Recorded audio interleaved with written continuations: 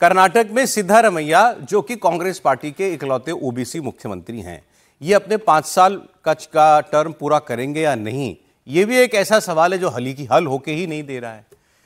सिद्धारमैया और उनके डिप्टी दोनों डीके शिव कुमार और ये एक बार फिर दिल्ली आए हैं। अभी कुछ दिनों पहले ही आए थे ये, और उस वक्त राहुल गांधी से मिलने का समय मांगा था सिद्धारमैया ने। ऑन रिकॉर्ड ये कहा था कि मैंने समय मांगा लेकिन मुझे समय नहीं मिला। तो अपने चीफ मिनिस्टर से वो नहीं मिले थे।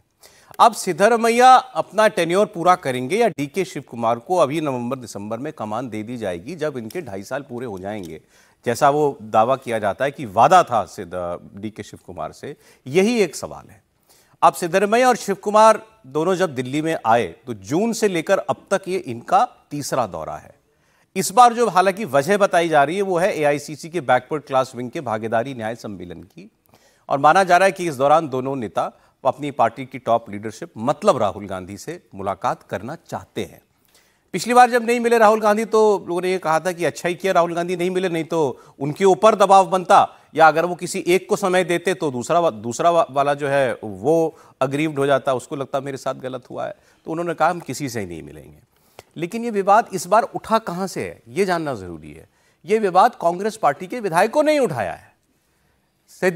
डीके शिव कुमार के जो साथी विधायक हैं उन्होंने खुलकर ये कहा कि अब वक्त आ गया है कि अब कमान इनके हाथ में दी जाए, और ये बड़े सक्षम है। उन्होंने कहा इनके पास 100 से ज्यादा विधायकों का समर्थन हासिल है। अब ये कितना सच है ये कोई नहीं जानता। फिर कर्नाटक इंचार्ज रणदीप सुरजेवाला को बेंगलोर रवाना किया गया। वहां उन्होंने सारे विधायकों से 1 to 1 मुलाकात की। ये एक्सरसाइज कोई भी पार्टी क्यों करेगी, आप इसका अंदाजा खुद लगा सकते हैं। आपने कितनी बार सुना है कि सेंटर से कोई दूत भेजा गया हो और वहां उनके मेरे ख्याल में 125 के से ज्यादा ही विधायक हैं, 136 विधायकों से एक करके मिल रहा हो, तो किसका रिपोर्ट कार्ड लेने के लिए गए थे वो? सिद्धारमैया का ही रिपोर्ट कार्ड लेने के लिए गए होंगे ऑब्वियसली, और आगे क्या करना है ये पूछने के लिए। लेकिन कांग्रेस पार्टी का ऑफिशियल लाइन स्टेटमेंट यही है कि कोई सत्ता परिवर्तन नहीं होने जा रहा है। सिद्धारमैया भी यही कहते हैं कि हम ना मैं कहीं जा रहा हूं और ना डीके शिव कुमार जी कह रहे हैं कि मुझे मेरी इस कुर्सी पर बैठना है। तो फिर ये दिल्ली के दौरे क्यों? समीर जी क्या खबर है?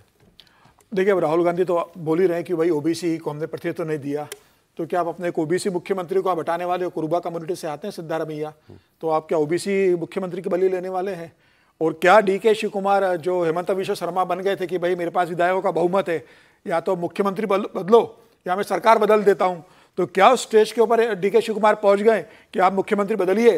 अदरवाइज जैसे मध्य प्रदेश में ज्योतिराज सिंधिया ने किया, जैसे आसाम में हेमंत विश्व शर्मा ने किया, वैसा मैं कर्नाटका में करूंगा, सरकार बदल दूंगा। बोलते हैं आप भाई मतलब मराठी है तो आप महाराष्ट्र को बचा ले जाइएगा। एकनाथ शिंदे भी तो बोलिए। अब एकनाथ शिंदे ठीक है, दूसरी पार्टी से आया था तो कांग्रेस के अंदर की नहीं, लेकिन ये 2.5 साल वाली बात तो नहीं हुई ना। नहीं, मुझे लगता है कि मतलब सरकार तो बदल दी, सरकार बदल दी, लेकिन मुझे लगता है कि अभी कांग्रेस इस स्थिति में नहीं है कि सिद्धारमैया को हटाने की कोशिश करे। ये बात ठीक है कि प्रदेश अध्यक्ष भी है, बड़े प्रभावशाली नेता है, वोकल इंडिया के बड़े नेता है डीके शिव कुमार, लेकिन जो कद सिद्धारमैया का कर्नाटक की राजनीति में है, विधायकों का जो लेकिन डीके शिव कुमार के समर्थक एक और बात कहते हैं सर, और वो मुझे ठीक लगती है। उन्होंने कहा कि एक ही इमोशनल कार्ड सिद्धारमैया 2 बार चलने की कोशिश कर रहे हैं। जब जीती कांग्रेस पार्टी तो उस वक्त उन्होंने ये कहा कि देखिए मेरा तो आखिरी चुनाव था, अब मेरे को आखिरी बार मौका मिलेगा तो पहले मुझे बना दीजिए। और फिर अब वो ये कह रहे हैं कि मेरा तो आखिरी मौका है, 2.5 साल बचे हैं, अब मुझे रहने ही दीजिए।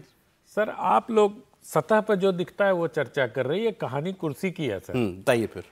ये दरअसल सोनिया और राहुल के बीच का झगड़ा है सर। आश्वासन किसने दिया था डीके शिव कुमार को? सोनिया गांधी। सिद्धारमैया को मुख्यमंत्री किसने बनाया? राहुल गांधी। तो माँ बेटे के बीच का झगड़ा है, जिस दिन सुलझ जाएगा इन दोनों का फैसला हो जाएगा।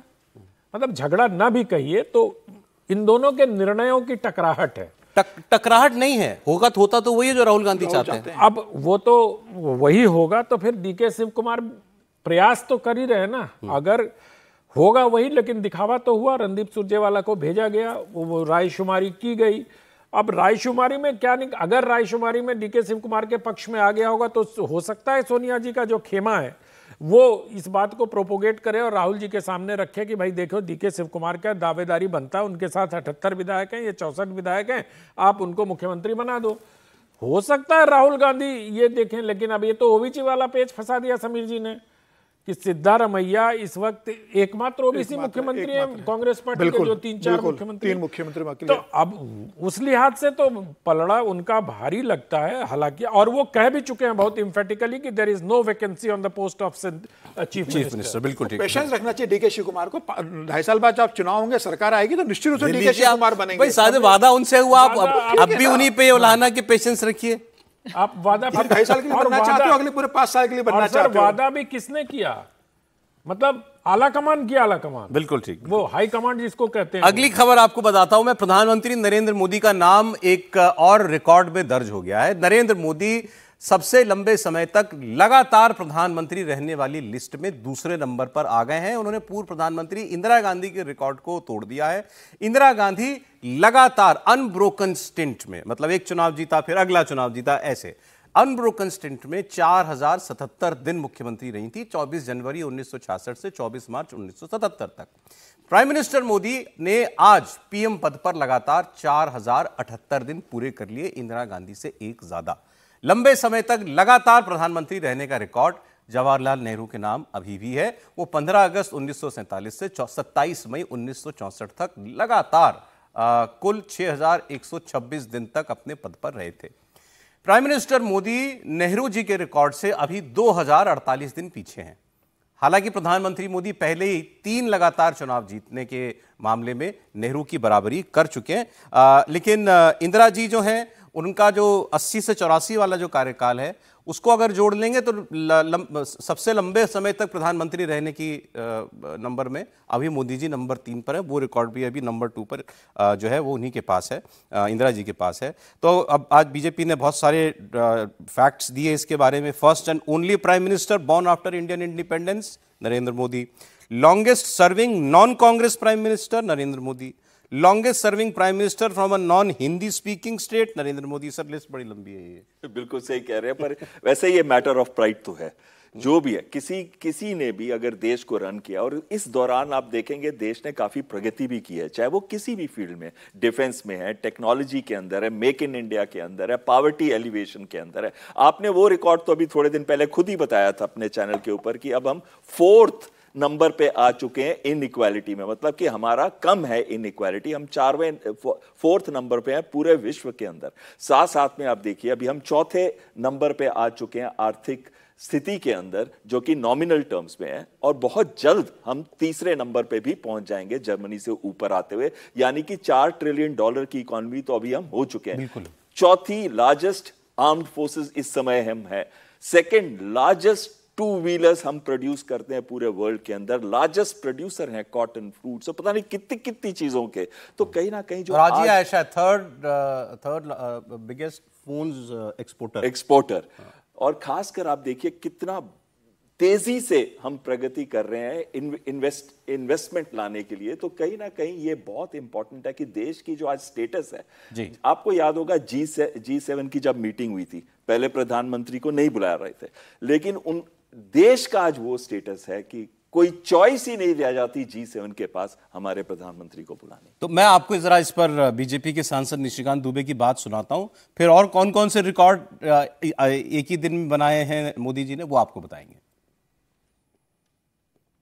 तो मुझे तो अभी 15-20 साल तक जो है मोदी ही नजर आ रहे हैं। यदि मोदी जी हमारे नेता नहीं है तो भारतीय जनता पार्टी 150 सीट भी नहीं जीत रही। 2029 चुनाव भी भारतीय जनता पार्टी की मजबूरी है कि मोदी जी के नेतृत्व में ही लड़ना पड़ेगा। आज हमारे जैसे लोगों को, कार्यकर्ताओं को मोदी जी की आवश्यकता है। मोदी जी को हमारी आवश्यकता नहीं है। मोदी जी के नाम पर वोट मिलता है। आज भी मोदी जी की ही के नाम पर हम जीत कराते हैं।